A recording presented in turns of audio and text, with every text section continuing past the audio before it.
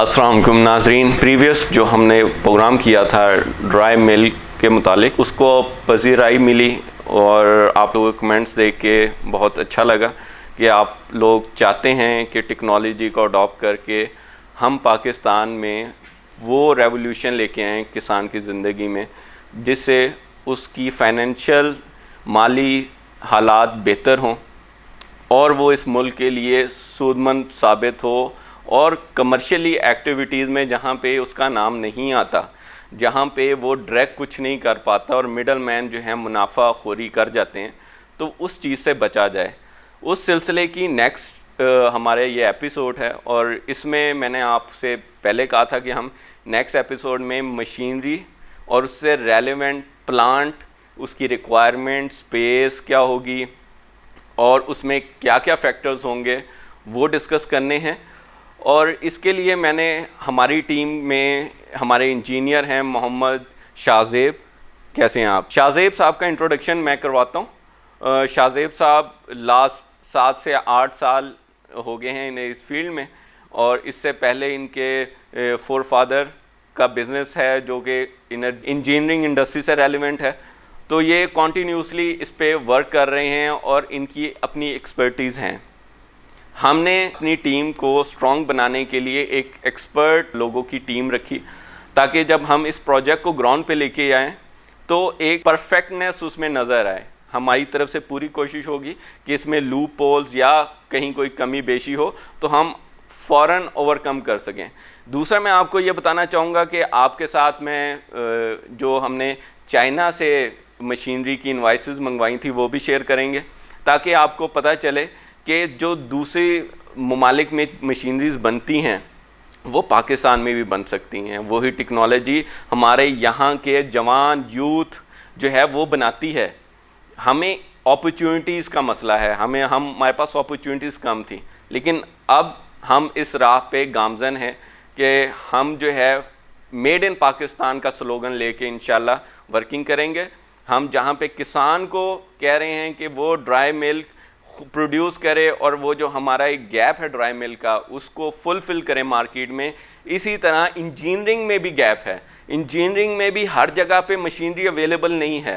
Relevant machinery बहुत कम लोग और प्रोफेशनल लोग हैं जो बना रहे हैं कि हमने ड्राई मिल्क के लिए जो मशीन यूज़ करनी है उस स्टेप बाय स्टेप उसको डिस्कस करेंगे ताकि आपके लिए एक मुफीद इंफॉर्मेशन आपको मिल सके और आप जो प्लान कर रहे हैं बिज़नेस का वो बिज़नेस को आप फुली उसकी फिजिबिलिटी जो है वो डिज़ाइन कर सकें। जी ज़ुहैब, आप बताइएगा कि आपने पीछे आपकी वर्किंग स्ट्रेंथ क्या है, आप क्या क्या प्रोजेक्ट्स और किस किस फील्ड में कर चुके हैं और गवर्नमेंट के साथ आपने कौन कौन से प्रोजेक्ट किए हैं? जी अस्सलाम वालेकुम। मैंने काफ़ी प्रोजेक्ट्स किए हैं, मतलब same like as a food products Afghanistan की यूएसए के साथ किए हैं, NARC इस्लामाबाद के साथ किए हैं, मिल्क पेस्चराइजर्स, मिल्क स्प्रे ड्रायर्स और आपकी फूड की दूसरी बेवरेज की लाइंस वगैरह का सारा हम बनाते हैं। हम कौन सा मेथड यूज़ करने लगे हैं मिल्क को ड्राई करने का? स्किम ड्राई मिल्क पाउडर का हमने होल मिल्क पाउडर बनाना है, जिसमें हमने कोशिश करनी है कि हम उसे स्किम मिल्क अभी नहीं कर रहे, हम ड्राई मिल्क करेंगे। जो हमारा प्योर एक लिक्विड फॉर्म है उसको हमने जस्ट ड्राई फॉर्म में करना है। तो उसके लिए हमारे पास क्या क्या चीज़ें होनी चाहिए, मशीनरी, हम कौन सी टेक्नोलॉजी यूज़ करना चाह रहे हैं, उस टेक्नोलॉजी के मुताबिक हमें गाइड कीजिएगा। देखिए, सबसे पहले तो आपका जो ड्राई मिल्क करना है ना, उसके लिए आपको सबसे पहले अपना मिल्क स्टोर करने के लिए टैंक्स चाहिए होंगे, चिलिंग टैंक्स, जिसमें आपने मिल्क स्टोर करना है। फिर वो आपका उसके आगे आ जाएगा मिल्क हीटिंग टैंक जो इसको लो ग्रेड पे हीट करके फिर आगे स्प्रे ड्रायर में मूव करेगा, जिससे वो स्प्रेइंग के ज़रिए ऑटोमाइजेशन करके इसे ड्राई पाउडर में कन्वर्ट करेगा। देखिए, जिस तरह सपोज़ के हमारा 100 लीटर का है, जिसने 100 लीटर लिक्विड मिल्क को 1 घंटे में करना है, तो उसने कम से कम भी जो ड्राई पाउडर है वो 20 किलो तक बनाना है। 100 लीटर लिक्विड मिल्क ने 20 किलो तक जो है ना ड्राई मिल्क पाउडर बनाना है। अच्छा, इसमें एक चीज़ होगी, वो ये होगा कि हमारी जो मशीन जो है वो तो वर्किंग कर रही है, लेकिन जो आपने रॉ मटेरियल डालना है यानी कि मिल्क पे डिपेंड करेगा कि आपकी एवरेज क्या निकलेगी। मिल्क अगर तो आपको खालिस मिलेगा तो उसकी एवरेज बेहतर होगी। जैसे मैंने आप प्रीवियस उसमें कहा था कि आप पौने 200 से 200 ग्राम तक की एवरेज अगर लेना चाहते हैं, उसके लिए शर्त यह है कि आपके पास क्वालिटी प्रोडक्ट यानी कि raw material, genuine raw material हो विदाउट मिक्सिंग वाटर। ठीक है, जितनी आप उसमें मिक्सिंग करते जाएंगे उसका ड्राई मैटर उतना ही कम होता जाएगा और उसका लिक्विड वेपोराइजेशन ज़्यादा हो जाएगी। सबसे पहले तो आपने अपने मिल्क की कंडक्टिविटी जो है ना वो चेक करनी है कि इसके अंदर कितना वाटर ऐड है, कितना नहीं है।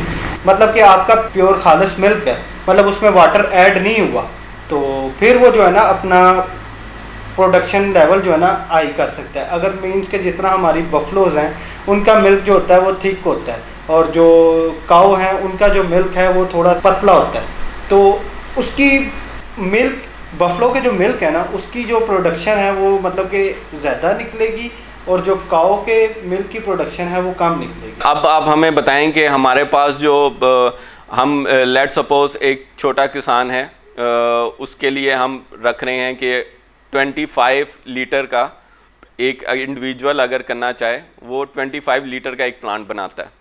अब वो एक 25 लीटर का प्लांट रखना चाहता है, उसके लिए आप मुझे थोड़ा सा गाइड करें कि उसे स्पेस क्या चाहिए, उसके पास बिजली की सप्लाई क्या होनी चाहिए, 3 फेज़ सिंगल फेज़ में होना चाहिए, और हमें जो है उसके स्टेप्स बता दें कि मशीन से लेके उसकी पैकिंग तक हमारे पास कितनी मशीन्स यूज़ होंगी और उसका क्या सिस्टम होगा। सबसे पहले जो है ना 25 लीटर का जो प्लांट है ना उसके लिए हमें जो है ना 10 मरले का एक हॉल ही काफ़ी होता है। सबसे पहले हमारा आ जाएगा चिलिंग टैंक आ जाएगा, जिसमें आपने अपना रॉ मिल्क जो है ना स्टोर करना है ताकि दूध ख़राब ना हो जाए। गर्मियों में दूध अक्सर ख़राब हो जाता है। फिर उसके बाद जब एकदम ठंडे दूध को आपने स्प्रे ड्रायर में तो नहीं ले जाना, फिर आपने उसका नाम कहता है आपके डबल जैकेट टैंक आएगा आगे, मतलब कि सपोज आपका 200 लीटर का आगे टैंक है, पीछे चिलिंग टैंक है, स्टोरेज टैंक है, आगे 100 लीटर का जो है ना डबल जैकेट टैंक आ जाएगा जिसे कहते हैं प्रिजर्वेटिव टैंक, जिसमें हीटिंग टैंक जो है ना लो माइनर हीट करेगा, स्टीम हीट देके आपके दूध को अपने टेम्परेचर पे लेके आएगा। फिर वो ट्रांसफ़र पंप के थ्रू आपके स्प्रे ड्राइंग बूथ में लेके जाएगा और वहाँ से वो ऑपरेटिंग करके ऑटोमाइजेशन करके उसमें अपनी प्रोडक्ट तैयार करके तो बाहर निकालेगा। और जब प्रोडक्ट आपके कंडक्टिव बॉक्स में रेडी हो जाएगी, मतलब कि पाउडर आपका माइक्रोन्स में रेडी हो जाएगा, उसके बाद आप उसे वॉल को ओपन करेंगे। वॉल को ओपन करने के बाद अपने डिस्चार्जिंग पोर्ट के अंदर डाल के तो आगे पैकिंग मशीन में ले जाएंगे। इस मशीन में फेस जो हैं वो कौन सा यूज़ होगा, और अगर कहीं सिंगल फेस है वहाँ 3 फेस का इशू है, तो हमारी मशीन अगर 3 फेस है तो हम उसे किस तरह टैकल करेंगे। ये तो बिल्कुल पाकिस्तान में बहुत बेशतर इलाके हैं जहाँ पे ये मसला है। जिस तरह नॉर्थन एरियाज़ में चले जाएं वहाँ पे ज़्यादातर सिंगल फेसेस चलती हैं। मेरे कुछ क्लाइंट्स हैं उनको मतलब कि वहाँ पे सिंगल फेस है और यहाँ पे जो 3 फेस हम लोग यूज़ करते हैं। हमारा लोकली लाहौर में जो है इंडस्ट्री यूज़ होती है 3 फेस होती है। हम इसको यूज़ करने के लिए फिर जो है ना इन्वर्टर्स का यूज़ करते हैं जो 3 फेस को सिंगल फेस पे कन्वर्ट करे और 3 फेस की मोटर को जो है ना इजी टू ऑपरेट कर सके सिंगल फेस। ये पॉसिबिलिटी है कि कोई किसान वो चाह रहा है कि सिंगल फेस बनाए, तो वो इस मशीन को अगर लगाना चाहे तो वो इन्वर्टर यूज़ करेगा। किसी के पास 3 फेस होगा तो वो डायरेक्ट 3 फेस पे चला सकते हैं, इन्वर्टर की उसे ज़रूरत नहीं है। कुछ किसान होते हैं वो कहते हैं जी कि हमें से हमारी सिंगल फेस है तो हमें सिंगल फेस ही मोटर्स लगा दें, सिंगल फेस ही बर्नर्स लगा दें। तो हम फिर कुछ ऐसे होते हैं कि कुछ क्लाइंट्स जो होते हैं ना इन्वर्टर्स वगैरह उनको नहीं यूज़ करने आते क्योंकि वो डिजिटल ऑपरेट होते हैं, उनको फिर ट्रेनिंग करनी पड़ती है। तो उसके लिए हमें जो है ना फिर सिंगल फेस ही मोटर्स वगैरह बर्नर्स वगैरह यूज़ करते हैं। और जहाँ पे मतलब कि कुछ एजुकेटेड है तो एक मशीन को ऑपरेट करना है तो उसको हमने जब प्लांट वहाँ पे इंस्टॉल करना है 10-15 दिन उसको वहाँ पे ट्रेनिंग भी देनी है ताकि वो उसे इजी टू ऑपरेट कर सके। और जहाँ पे सिंगल फेस है फिर वहाँ पे सिंगल फेस चीज़ें इंस्टॉल कर देते हैं प्लांट के अंदर, और जहाँ पे 3 फेस है 3 फेस कर देते हैं। और फिर लेट्स सपोज के मतलब कि कुछ जो होते हैं क्लाइंट के वो कहते हैं जी कि हमारी 3 फेस है तो हम इसे सिंगल फेस पे लाएंगे। जब हमारा प्लांट सिंगल फेस है तो 3 फेस पे लेके आएंगे तो फिर हम उसका नाम का इन्वर्टर यूज़ कर देते हैं। फिर वो जब अपना 3 फेस मीटर लगाते हैं तो फिर वो इन्वर्टर के थ्रू उसका नाम कहते हैं सिंगल फेस 3 फेस का इन्वर्टर का इस्तेमाल ख़त्म हो जाता है। फिर वो मोटर्स के साथ ही डायरेक्ट जो है ना अपनी बात। अब इसमें ये बताएं कि आप सर्विसेज क्या दे रहे हैं किसान को। क्या किसान एक प्लांट आपसे लगवा रहा है तो वो 1 साल के लिए रिलैक्स होगा? आप उस सर्विसिंग में क्या क्या दे रहे हैं वो सर्विसेज बताइएगा। हम उसकी 1 साल की आफ्टर सेल सर्विस जो होती है ना फ्री देते हैं। मतलब कि इसके अंदर आ जाती है अगर हमारी कोई मैन्युफैक्चरिंग फॉल्ट आता है, मतलब कि कोई हमारे स्पॉट्स वगैरह नहीं सही लगे हुए, कोई प्रोडक्शन लेवल में थोड़ा सा मसला आ जाता है, ये इस चीज़ की आफ्टर सेल सर्विसेज होती है। कुछ ऐसे भी क्लाइंट्स होते हैं कि जिनको नहीं समझ आती, वो कहते हैं जी कि हाँ आप हमें ऑपरेटर दे दें, हम उसको सैलरी पे कर देंगे, हम अपना बंदा ट्रेन करवा देंगे, फिर हम उन्हें ना ऑपरेटर रिक्वायर्ड करते हैं।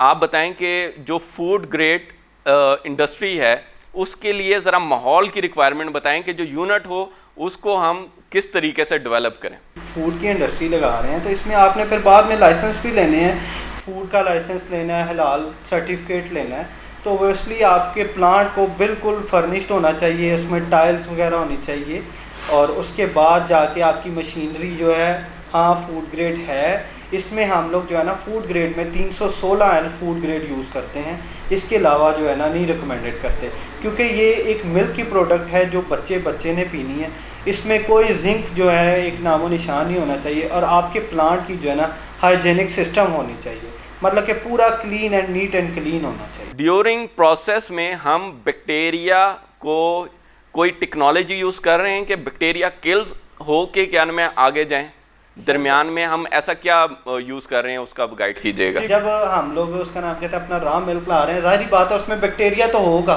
जाहिर बात है जब बर्तन से दूसरे बर्तन में जब डालना है तो उसमें बैक्टीरिया तो ग्रो करना है, लेकिन जब हमने चिलिंग यूनिट से उसके अंदर लेके आना है हीटिंग यूनिट में, तो उसने ऑलरेडी उसके साथ जो पाइपलाइन होगी उसके अंदर हम यूवी क्वाड लैंप्स जो है ऐड करेंगे, ताकि जब उसके अंदर से दूध गुजरे तो वो अपने बैक्टीरिया को किल करता जाए। यानी कि आप कह रहे हैं अल्ट्रा वायलेट टेक्नोलॉजी जो है वो यूज़ हो रही है बीच में, जिससे हम बैक्टीरियाज को किल करवा के दूध को एक फाइन कंडीशन में आगे स्प्रे ड्रायर तक लेके जाएंगे, और ये स्प्रे ड्रायर की टेक्नोलॉजी जो है ये एक फूड ग्रेड जो स्टफ़ होता है, यानी कि जो कि मिल्क है फार्मास्यूटिकल या फूड इंडस्ट्री जो यूज़ करती है, वो क्या स्प्रे ड्रायर को ही रेकमेंड करती है, स्प्रे ड्रायर से ही मिल्क को ड्राई करना चाहिए, या और भी आपको लगता है कि टूल्स यूज़ कर रहे हैं? बेहतर कोई और चीज़ नहीं है, क्योंकि स्प्रे ड्रायर ही उसको ऑटोमाइजेशन करता है। जब उसने एक हाई स्पीड ऑटोमाइजेशन करनी है, सेंट्रीफ्यूजल करनी है, तो फिर ही जाके उसका नाम कहता है ये मिल्क ने, लिक्विड मिल्क ने पाउडर शेप में कन्वर्ट होना है। ये नहीं है कि आप देखें आप ट्रे ड्रायर भी यूज़ होते हैं, अब आप लिक्विड दूध को उसका नाम कहते हैं हीटिंग सिस्टम दे देंगे तो वो सर वो खोया ही जमाएगा, उसका नाम कहता है दूध नहीं बनाएगा, पाउडर फॉर्म में नहीं लाएगा। ये सर सेंट्रीफ्यूजल ऑटोमाइजेशन पंप लगा होगा जिसने उसका नाम कहते हैं इसको हाई स्पीड में सेंट्रीफ्यूजल करनी है, इसने स्प्रेइंग करनी है, शावरिंग करनी है अपनी, फिर जाके इसने पाउडर फॉर्म में कन्वर्ट होना है। इसमें जो एयर जो यूज़ हो रही है वो कितने सेंटीग्रेड उसका टेम्परेचर क्या होगा, जब वो एयर आती है वो कितने हाई टेम्परेचर के साथ जो है वो मिल्क को ड्राई करती है? सर 250 से 250 टू 350 डिग्री तक जो है ना इसने अपना टेम्परेचर मेंटेन रखना होता है। मतलब कि देखें अब भैंस का दूध है तो उसको 250 से 350 तक जो है ना उसने ऑटोमाइजेशन करके स्प्रेइंग शावरिंग करवानी है, और अगर काओ का है तो उसे 250 टू 280 टू 90 तक जो है ना इसे सेट करते हैं, ताकि क्योंकि काओ का जो मिल्क है वो थोड़ा लो होता है, इसलिए उसकी ऑटोमाइजेशन जो है ना स्प्रेइंग ऑटोमाइजेशन उसने करनी है। ये तो हमारा हो गया प्रोसेस और उसकी डिटेल। अब इसको हम फर्दर जो आगे लेके जाएंगे वो लेके जाएंगे पैकिंग मशीन की तरफ। अब पैकिंग मशीन जो है वो आप पे डिपेंड करेगी किसान भाइयों, क्या आप डायरेक्ट कंज्यूमर को हिट करना चाह रहे हैं या आप होलसेल मार्केट में जाना चाह रहे हैं। अपॉर्चुनिटी आपके पास दोनों साइड पे हैं, क्योंकि आप होल मिल्क पे काम कर रहे हैं, जो कि पाकिस्तान में होल मिल्क पे डायरेक्ट कोई काम नहीं कर रहा। मल्टी ब्रांड्स भी डायरेक्ट होल मिल्क पे काम नहीं कर रही, स्किम मिल्क पे काम कर रही हैं। होल मिल्क जो है उस पर इसलिए काम नहीं किया जाता कि उसकी लाइफ स्किम मिल्क की निस्बत कम होती है। मैं आपको ये कहता हूँ कि आपके होल मिल्क में अपॉर्चुनिटीज़ बहुत हैं, इस अपॉर्चुनिटीज़ को आप दोनों साइड पे अवेल कर सकते हैं। ये आप पे डिपेंड करता है कि आपने छोटा यूनिट लगाना है या बड़ा। अगर आपने होलसेल की तरफ जाना है, आपने बड़ी मार्केट्स को टारगेट करना है, जहाँ पे वंस आपने महीने में अपनी 1-2 लॉट दे दी ट्रक भर के, उसके बाद क्या नाम है आपको टेंशन नहीं है। एक तो वो तरीका है, एक है कि आप consumer market shop to shop आपकी एक डिस्ट्रीब्यूशन नेटवर्क बनेगा और उसके थ्रू जाएगा, जो कि एक कमर्शियल सिस्टम होता है। तो अगर उसके थ्रू जाता है तो वहाँ पे आपकी कंजम्पशन जो है वो थोड़ा टाइम लगेगा, लेकिन वो एक ब्रांड की शक्ल ले लेगी और बहुत जल्द आप मार्केट में एक लेवल बना लेंगे, क्योंकि फ्रेश मिल्क पे वर्किंग अभी तक पाकिस्तान में नहीं हुई। होल मिल्क, फ्रेश मिल्क है। ये हमारी वो डिटेल्स थी जो कि एक किसान भाई चाह रहे थे कि हम उन्हें बताएं कि मशीन्स जो हैं वो पाकिस्तान में बनती हैं या नहीं बनती। तो मशीन यहीं बनती हैं और यहाँ पे ही हमें प्रमोट करना चाहिए अपनी इंजीनियरिंग इंडस्ट्री को भी कि हम यहाँ से बनवाएं, ना कि चाइना से इंपोर्ट करते जाएं चीज़ें। अब टाइम आ गया कि हमें अपने पाँव पे खड़ा होना चाहिए। अब इसमें लास्ट जो है वो हमारा एक सेगमेंट रह जाएगा जिसमें आपको एक प्रॉपर बिज़नेस प्रपोज़ल देंगे, और वो बिज़नेस प्रपोज़ल जो होगा उसमें आपको पूरी एक कंपनी को डेवलप करने का तरीका बताएंगे, और उसमें ही मार्केटिंग और बिज़नेस डेवलपमेंट के बहुत से एक्सपेक्ट आएंगे। तो इस प्रोग्राम में इतना ही था, आपको मशीन से रेलेवेंट इन्फॉर्मेशन देनी थी। इसकी जो प्राइस है, प्राइस कोटेशन आपके साथ शेयर कर ली जाएंगी, और आप जो है इसी तरह हमारे साथ जुड़े रहें। किसान भाइयों, अपना ख्याल रखिएगा। अल्लाह हाफ़िज़।